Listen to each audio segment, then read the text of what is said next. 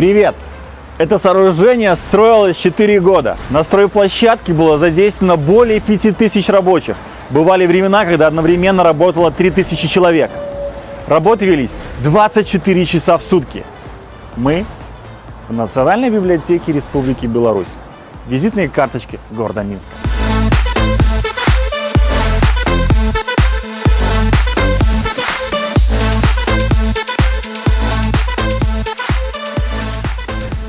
И с нами любезно согласился пообщаться ее директор, профессор, доктор педагогических наук Роман Степанович Матульский. Едем к нему.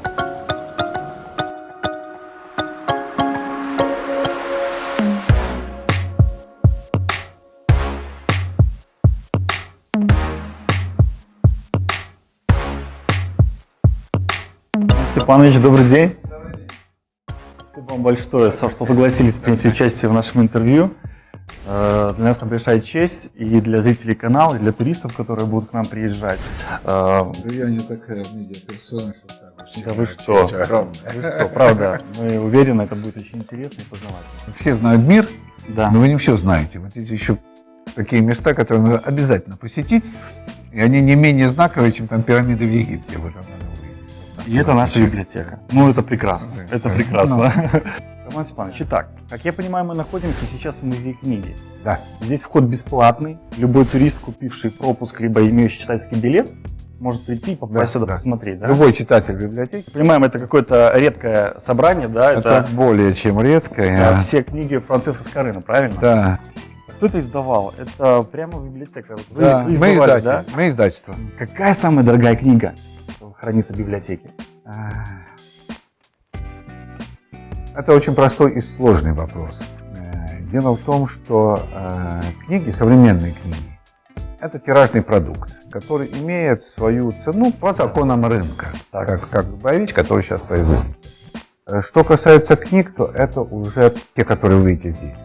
Это памятники культуры. Это национальное достояние, и некоторых из них оценить, реальную их стоимость оценить невозможно, потому что они никогда не продавались и продаваться не будут. Цена, которая возникает, которая формируется иногда на них, она не связана с традиционным пониманием как себестоимости, бумага, краска.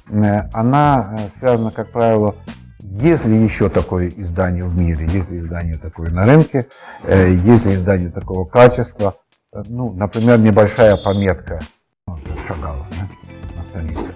Совершенно понятной брошюрки, и она превращает ее в невероятную ценность.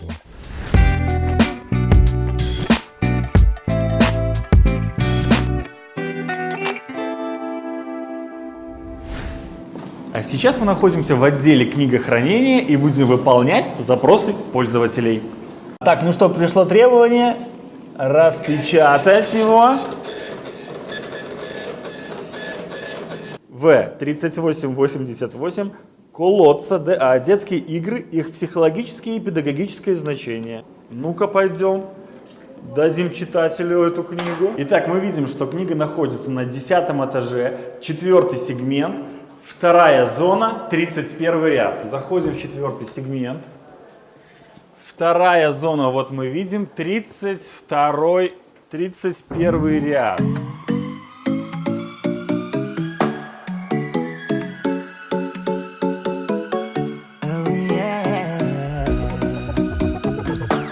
56, 52, 50, 48, 47, 42, 38, 31, 31. Крутим всю эту историю. 31 ряд наш. Ух ты. 38, 89. О, 38, 88. Колодца, детские игры, их психологическое и педагогическое значение. Нашли.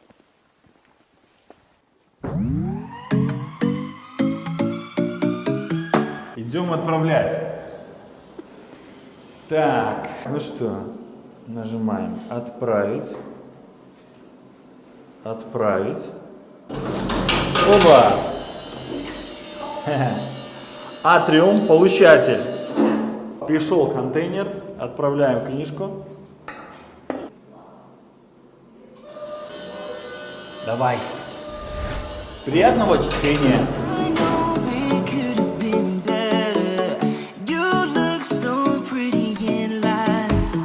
Big egos live in this castle. Когда мы готовились к интервью, нашли очень много материалов в интернете, где туристы приезжают в Минск, идут в библиотеку и рассказывают через одного о том, что главной достопримечательностью Национальной библиотеки является то, что деньги на строительство библиотеки собирались с субботников, со школьников и так далее, так далее.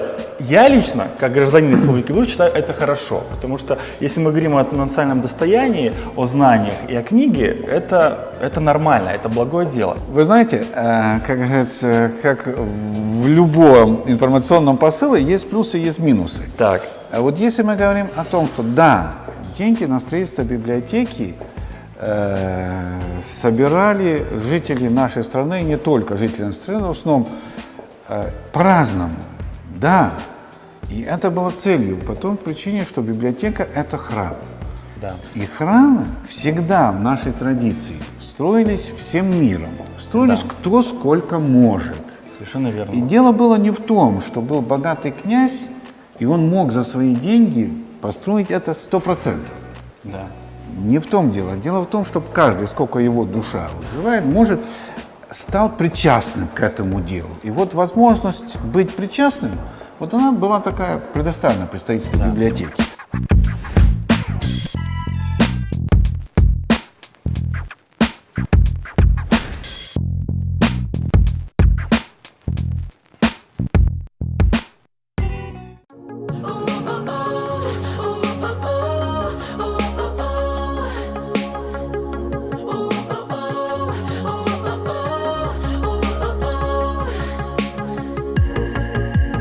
Where did you end up?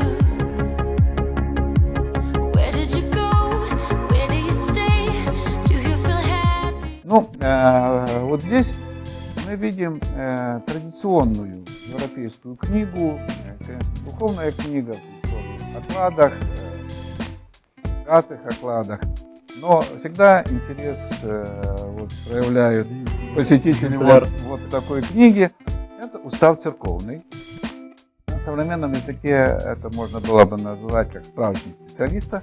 Самое, как говорится, вот тонкая, и книга дает ответы на все вопросы. Справочник специалиста называется. Примерно так. Это для священнослужителя на все случаи жизни. Когда человек родился, крестился, умирал, какие бы события в жизни не происходили, вот он открывал на нужной странице эти закладки, открывал на нужной странице и мог идти в любую службу церкви. Это такое фундаментальное издание по 16 килограмм. 15 килограмм весит? Да, где-то так вот. Так что Это хранится у нас. да, это достойно книга. Но это если говорить по форме. Я правильно понимаю, что в этих шкафах какая-то особая атмосфера, да, создана? Да. Там же не просто витрины, а там и температура определенная, да, и... Когда строилась библиотека, эти витрины были закуплены специально для нас, у немецких производителей, да. Есть специальное стекло, которое не пропускает ультрафиолетовые иные лучи, которые могут быть вредны. Там внутри поддерживается определенная температура, определенная влажность. И мы даже не знаем как. Это тайна производителя.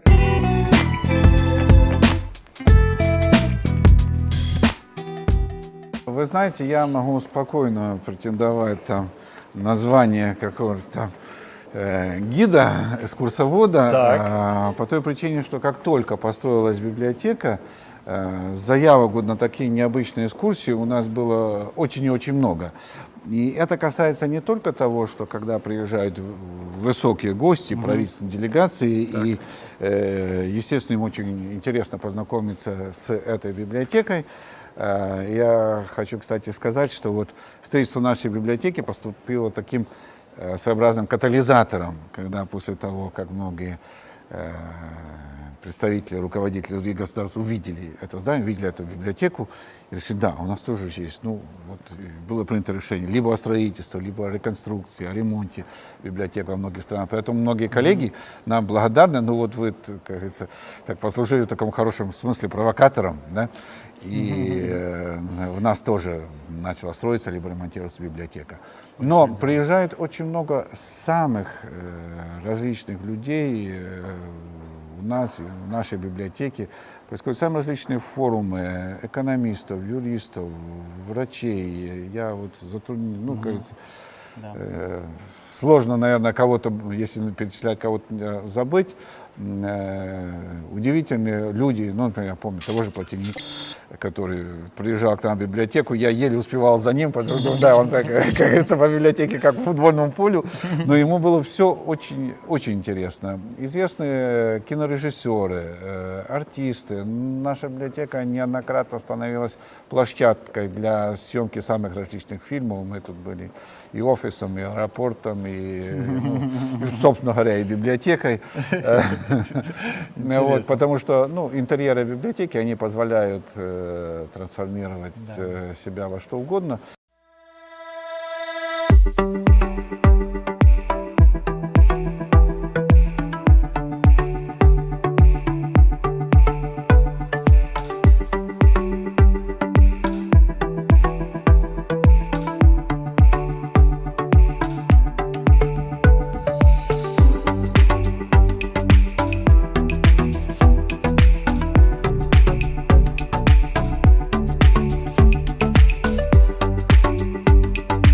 Меня, как мужчину, это с юношеских лет привлекала фантастика, техника, оружие и так далее. Я хочу обратить ваше внимание на вот это издание.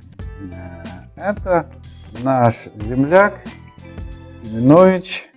Это не Жюль Верн, который писал фантазии о том, хорошее произведение, здесь в детстве, да, о подводных мирах, о подводных кораблях. Это не фэнтези о чем-то, это научная работа, искусство артиллерии. Это настольная книга, по которой учились все императоры мира сего, включая Наполеона, Петра I и так далее. 250 лет лучше учебника по артиллерии нет. Но достоинство этой книги, смотрите, заключается в том, что в приложениях, в конце, есть чертежи «Катюш». Уже в то время? Да, чертежи трехступенчатой ракеты для полета в космос. В 1650 году не фантасмагорические описания, что это возможно, а конкретные чертежи, вы, например, вот здесь видите, фрагменты, да, они есть дальше. И все, и Циолковский, и Королев считали, и все считают Семеновича отцом космонавтики, который открыл космос для человечества. Это наш земляк? Все они были его, учились на его книгах. Знаете, как теория Эйнштейна, говорят, до сих пор не все прочитали. Был период, когда, естественно, это никто не мог прочитать и понять. Да, я вот позволяю себе такую фантазию, что я думаю, Семенович, вот как ученый, опередивший свое время, он прекрасно понимал, что если бы он опубликовал, захотел издать монографию о полете в космос, ну, сожгли бы его там, ну, в конце концов подняли бы нас, да, в косме. Поэтому он издал крайне нужную, крайне необходимую, востребованную книгу «Искусство артиллерии». Да? Вот. А в качестве приложения написал ту часть, которую в то время никто понять не мог, но пришло время, его прочитали. Чертежи расшифровали и построили «Катюшу», да, благодаря которой мы победили во Второй мировой войне. Да? Потом построили космические корабли. Да, это наш земляк.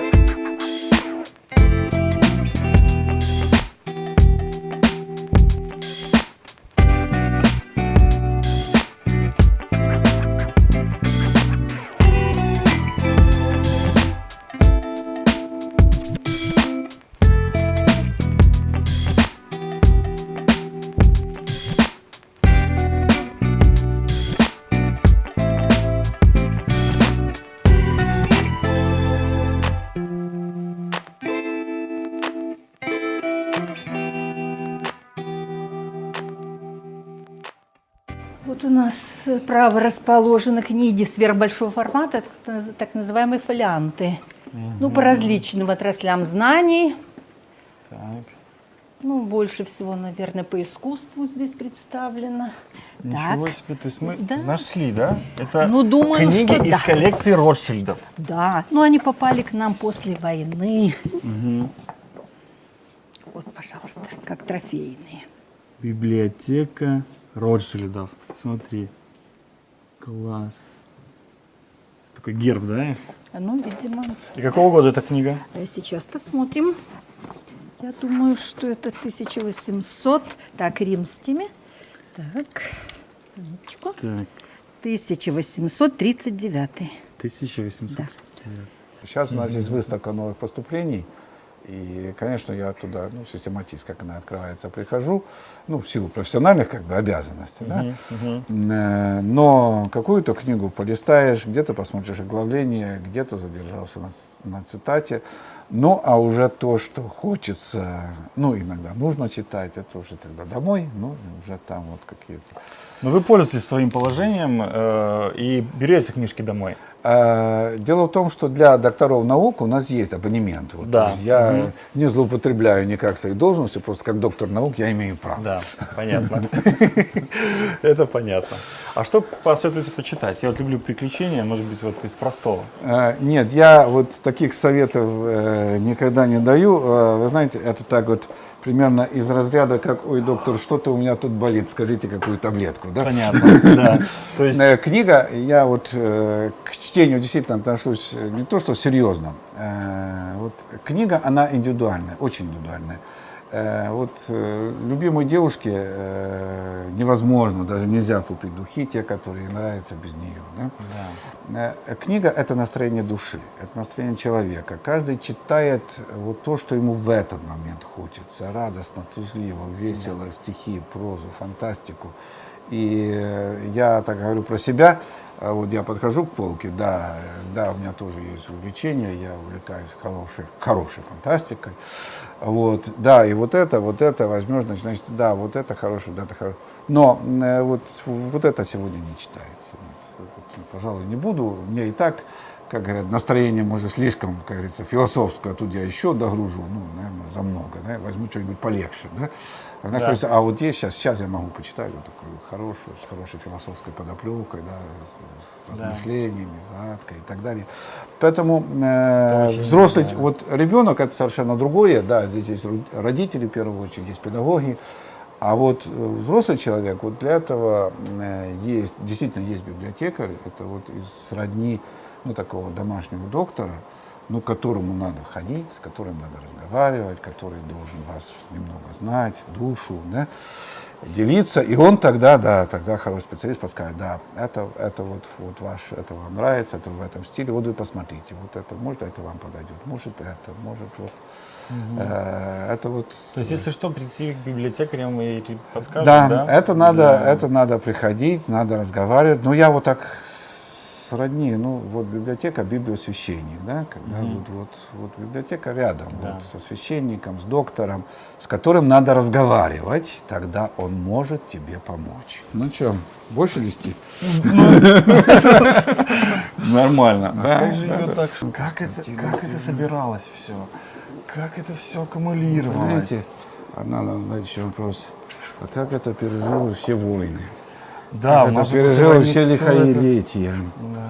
Да, и надо не забывать, что библиотекари далеко не из самых высокооплачиваемых профессий. Да, это... И до строительства этого здания эти книги натерпелись не меньше, чем люди. А вот это надо вам отодвинуть. Да. Почему? Потому что, возвращаясь к нашему зданию, старое здание библиотеки, оно строилось специально для библиотеки, но оно было перегружено. Наверное, было перегружено некоторые помещения в 6, 8, 10 раз.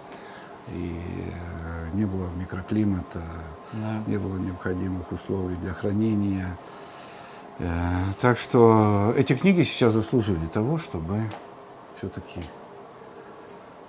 иметь. Поколение Да. передать. Вы знаете, Достойное, и достойное профессия вдохновение. библиотекаря, конечно, это не просто работа. Я прихожу на работу, это жизнь. Люди, наверное, посвящают этому жизнь, чтобы сохранить такой. Потому что Да. вы правильно говорите, зарплаты небольшие, люди просто вот, это их миссия. Это, да, те, кто, это жизненная. те, кто душой. Здесь в нас очень много людей, которые всю жизнь, в трудовой книжке одна запись. Да. Одна запись. Не пришли, они проработали здесь всю жизнь и не могут эту работу поменять ни на какую другую. Да, ну здорово, конечно. Спасибо большое, что вы нас провели в это святая святых. Это просто, нету слов. Руки вспотели, потому что мы могли потрогать разные книги, дорогие, редкие. И это очень круто. Спасибо вам Так большое. что я Роман надеюсь, что вы Степанович. будете приходить. Да, мы будем приходить читать. Самостоятельно. Да. И, конечно же, туристы, когда они будут приезжать к нам и фотографироваться на обзорной площадке, они же будут знать, о чем идет речь, что в этом На здании. каком основе они стоят, да? Да, да, и что это есть. I'm crazy.